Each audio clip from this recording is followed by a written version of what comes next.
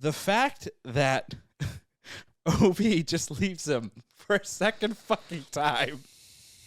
Just like I can't. That's tough. I can't. I know. I even have said it. Like I went on TikTok and I saw these people screaming and crying or loving or whatever. And you're trying to just be like, yeah, who gives a fuck at the end of the day? It's a stupid sci-fi, whatever the fuck. Like, who cares?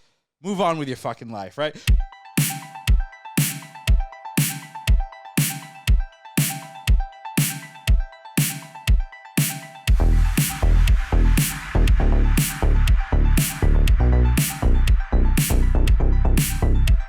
Have you come to destroy me, Obi-Wan?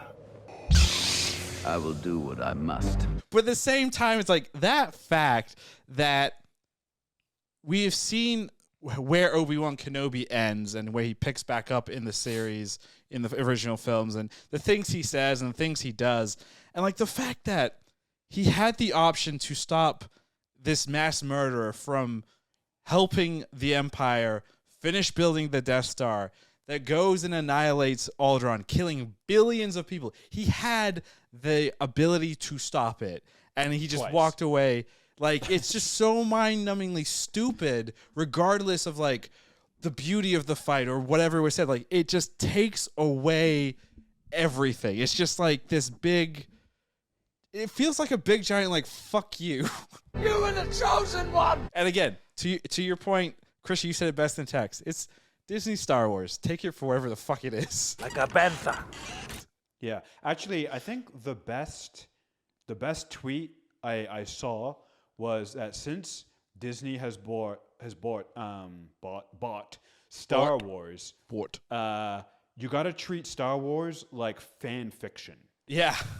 Or fan service. Either one. Take your pick. Yeah. That's what it is right now, and I think that it's inevitable once you have a huge company like Disney buying in, when everything's so corporate, the way they do things, they're, they really listen to, I don't know. I don't know if you can even say they listen to fans, but they seem to make things with the idea of what's going to get the biggest fan reaction. Right.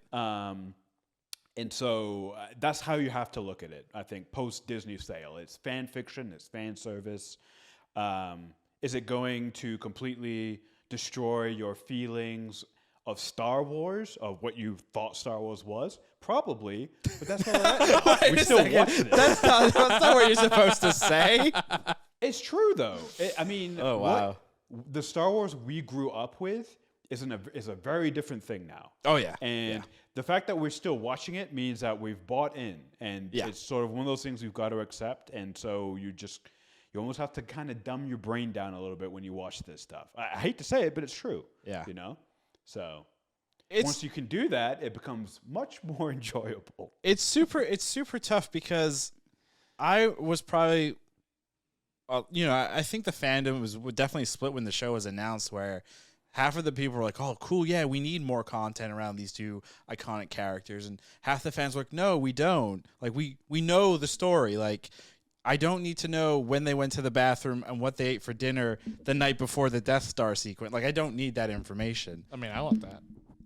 No, nobody in their right mind could ever want that. But, I had hopes that this would be a really good, like, character case study, like really kind of diving into these two iconic characters and figuring things out. But, again, I think the expectations were, again, too high. It doesn't help that Kathleen Kennedy was touting that this, battle sequence between Vader and Obi is going to be the greatest thing ever. I get from a marketing standpoint, yes, you need something to help build the hype. Yeah, I mean, that's what you have to do. I still think, actually, let's ask this question. Which is a better epic fight? The one between Obi and Anakin in episode 3 at the very end? Or this, battle between Vader versus Obi-Wan Kenobi? They're different. And I think, to go back to your points, the best parts of the show is the Vader and Obi-Wan stuff. I am what you made me. Yeah, well, yeah, definitely. Honestly, if they remove some of the... If they remove the entire Reva storyline and they just focus on Obi-Wan and Darth Vader, I think we're all easily pretty much saying yes. You didn't kill Anakin. Still not a perfect show, but I think Agreed. still just an entertaining character study. I did.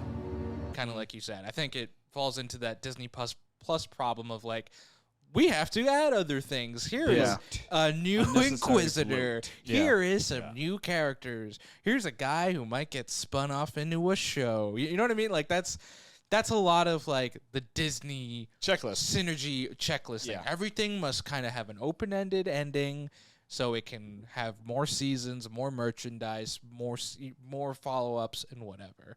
And that's where the show kind of detracts from. But like the Vader and Obi stuff, even if it is a bit canon breaking, even if it is a bit nonsensical, or potentially just makes Obi-Wan the worst Jedi in the entire universe, Yoda probably loved the finale because he's like, I've been exonerated. Obi-Wan, He's off the hook. He's off the hook. Obi-Wan, you're the asshole. You're the You could have fucking killed him worst. twice. You went 0 for 2.